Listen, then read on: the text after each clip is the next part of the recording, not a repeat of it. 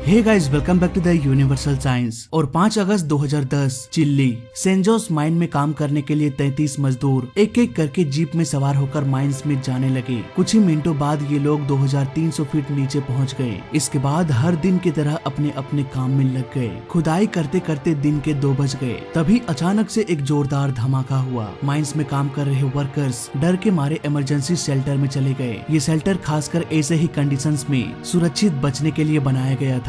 काफी देर गुजर जाने के बाद जब काम करने का कोई भी अलार्म नहीं बजा तो वहाँ मौजूद कुछ वर्कर शेल्टर से बाहर निकलकर ऊपर जाने वाले रास्ते की ओर देखने लगे। कुछ दूर ऊपर जाकर जो देखा वो हैरान कर देने वाला था। बाहर निकलने वाला रास्ता पूरी तरह से पत्थर से बंद हो चुका था। हालांकि उन्होंने हिम्मत नहीं हारी और बाहर निकलने का दूसरा रास्ता खोजने लगे, जो ऐसे सिचुएशन से बचने के लिए वेंटिलेटर शाफ्ट बनाया गया था, जिस पर सीढ़ी लगी होती है। जान बचाने की उम्मीद लिए 2 वर्कर्स उन सीढ़ियों से चढ़ने की कोशिश करने लगे, लेकिन कुछ ही दूरी के बाद वो सीढ़ियां भी खत्म हो गई। अब वहां से बाहर निकलने का कोई भी रास्ता नहीं बचा था। सभी वर्कर्स एक साथ इकट्ठा हुए और बाहर से मदद आने का इंतजार करने लगे। समय बीतने के साथ साथ माइंस में फंसे सभी वर्कर्स के परिवार वालों को इस बात की खबर लग गई कि उसके लोग माइंस के अंदर फंसे हुए हैं। साथ ही न्यूज वाले भी इस घटना को लाइव ब्रॉडकास्ट कर रहे थे। माइनिंग कंपनी ने तो इमरजेंसी अलर्ट जारी कर दिया कि इस धमाके की वजह से पूरा का पूरा एरिया कमजोर हो चुका है। ऐसे में किसी भी इंसान के लिए माइंस के अंदर जाना जानलेवा साबित हो सकता है। इसी वजह से माइनिंग कंपनी ने भी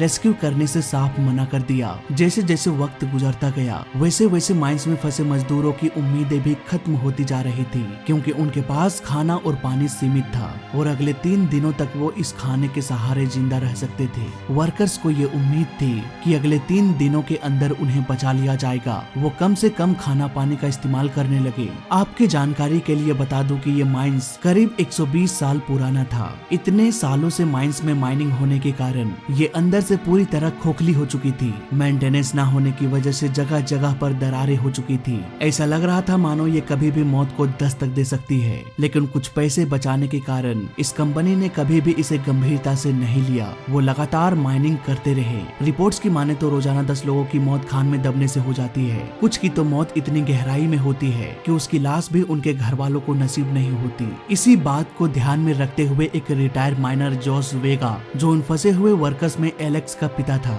जोस किसी भी हालत में अपने बेटे को उस माइन से निकालना चाहता था, चाहे वो जिंदा हो या मुर्दा, क्योंकि माइनिंग कंपनी ने पहले ही रेस्क्यू करने से मना कर दिया था। इसलिए जोस अपनी जान की परवाह किए बगैर उस माइनिंग के अंदर जाने लगे। कुछ दूर जाने के बाद जोस ने जो देखा उसने उसे पूरी तरह से हिला के रख दिया। एक बहुत बड़ी चट्टान थी उसके रास्ते में। इस चट्टान ने पूरी तरह से रास्ते को ब्लॉक कर दिया था। अब तुरंत ही जोस माइन से बाहर निकल गए, लेकिन अब भी उसे यकीन था कि उसका बेटा जिंदा होगा। इसी उम्मीद से उसने तुरंत ही वेंटिलेशन के सहारे नीचे उतरने का फैसला किया। वो तैयारी कर ही रहा था कि अचानक फिर से एक धमाका हुआ। इसके बाद पूरा वेंटिलेशन का दरवाजा पत्थरों से बंद हो गया। इस धमाके में जोस की बची हुई उम्मीदें भी खाक में मिटा दिया। उधर लगातार न्यूज में टेलीकास्ट होने की वजह से चिली के प्रेसिडेंट को भी इस घटना की जानकारी हो गई। खबर मिलते ही प्रेसिडेंट ने तुरंत ही उस कंपनी को ये ऑर्डर दिया कि जितना जल्दी हो सके उसे रेस्क्यू किया जाए, ताकि अधिक से अधिक वर्कर्स की जान बचाई जा सके। इसके बाद शुरू हुआ वो अभियान जिसकी मिसाल आज भी दुनिया में दी जाती है।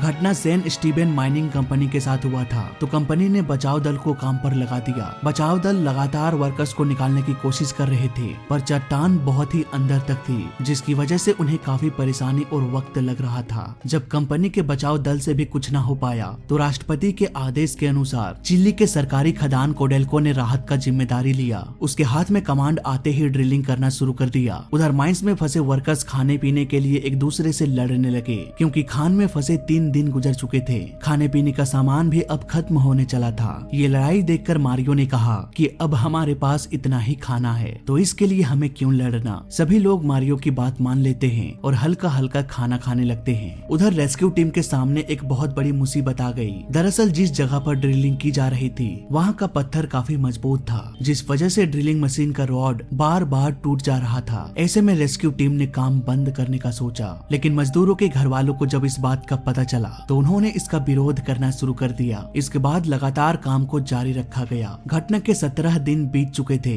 पर अब तक उनके हाथ कुछ भी नहीं लगा। लेकिन जैसे ही ड्रिलिंग रॉड को बाहर निकाला गया, रेस्क्यू टीम को एक नई उम्मीद नजर आई। दरअसल उस ड्रिल में एक नोट चिपकाया गया था कि हम जिंदा हैं। इस नोट से तो ये साफ हो गया था कि घटना के करीब 17 दिनों बाद भी वो जिंदा हैं। दरअसल माइंस के अंदर फंसे वर्कर्स ने जब ड्रिलिंग की आवाज सुनी तो तुरंत ही उन्होंने एक नोट तैयार किया और ड्रिलिंग रॉड पर चिपका दिया। इसीलिए तो जब इस रॉड को बाहर निकाला गया तब रेस्क्यू टीम को वो मैसेज मिला। इस मैसेज से ये भी पता चल गया कि जिस गहराई में वो फंसे हुए हैं वो लगभग 2300 फीट है। राहत और बचाव दल ने ये तो पता लगा लिया कि वे लोग जिंदा हैं, लेकिन उन्हें बाहर निकाले तो कैसे। 18वें दिन माइंस के अंदर एक कैमरा भेजा गया जिसे देखकर उसके परिवार वाले खुशी के आंसू बहने लगे। तुरंत ही माइंस के अंदर खाने पीने की सामान को भेजा गया। वर्कर्स को जिंदा देख चिल्ली के राष्ट्रपति ने पूरी दुनिया से मदद की गुहार लगाई, क्योंकि चिल्ली के पास उतना एडवांस मशीन नहीं था कि ये 2300 फीट अंदर फंसे वर्कर्स को बाहर निकाल सके। इसलिए घटना के 26 दिन बाद अमेरिका के नासा के साइंटिस्ट वर्कर्स को बचाने के लिए चिल्ली पहुंच पड़े। जगह का मुआयना करने के बाद उन्होंने पाया कि अब इन वर्कर्स को बाहर निकालने का बस एक ही रास्ता है। वो रास्ता है एक चौड़ी ड्रिलिंग करना।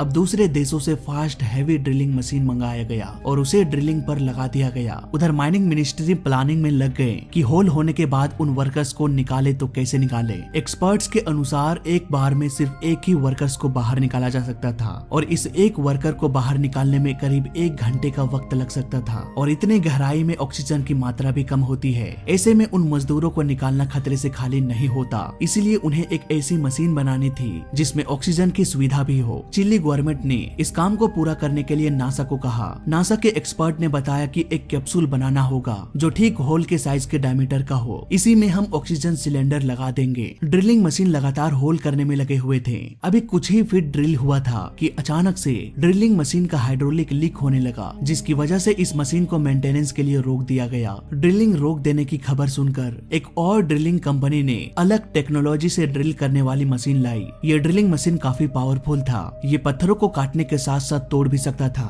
अब 1 महीने से भी अधिक वक्त गुजर गया, इसलिए चिली गवर्नमेंट ने वर्कर्स के लिए कुछ किताबें और आइटम भेजवाया ताकि उनका मन लगा रहे और किसी मानसिक बीमारी जैसी परिस्थिति उत्पन्न न हो। ड्रिलिंग करते करते 52 दिन गुजर गया। उधर नासा के साइंटिस्ट भी कैप्सूल बना चुके थे। ये कैप्सूल मीडिया और वर्कर्स के घर वालों को भी दिखाया गया। इसमें पानी, ऑक्सीजन, कैमरा और लाइट भी मौजूद था ताकि पूरी दुनिया के लोग इसे लाइव देख सके। अब पूरे 65 दिन गुजर गया। आखिरकार ड्रिलिंग मशीन वर्कर्स तक पहुंचने में कामयाब रहे, लेकिन वर्कर्स को बाहर निकालने में अब भी वक्त लगने वाला था, क्योंकि इसके लिए अभी और तैयारी करने की जरूरत थी। सबसे पहले कैप्सूल को ट्रायल किया जाएगा कि ये सही से काम कर रहा है या नहीं। सब कुछ हो जाने के बाद रात 11:18 में कैप्सूल को माइंस के अंदर डाला गया। उधर माइंस के नीचे सबसे पहले स्वस्थ वर्कर को भेजा गया ताकि वो बाहर निकलकर अंदर की हालत को बता सके। इसके बाद एक एक करके सभी वर्कर्स को बाहर निकाला गया। 24 घंटे की इस रेस्क्यू ऑपरेशन के दौरान चिली के प्रेसिडेंट पूरे वक्त वहां मौजूद रहे। इस रेस्क्यू ऑपरेशन को पूरी दुनिया के टेलीविजन ने लाइव ब्रॉडकास्ट किया। इसे 1 अरब से भी अधिक लोगों ने देखा था।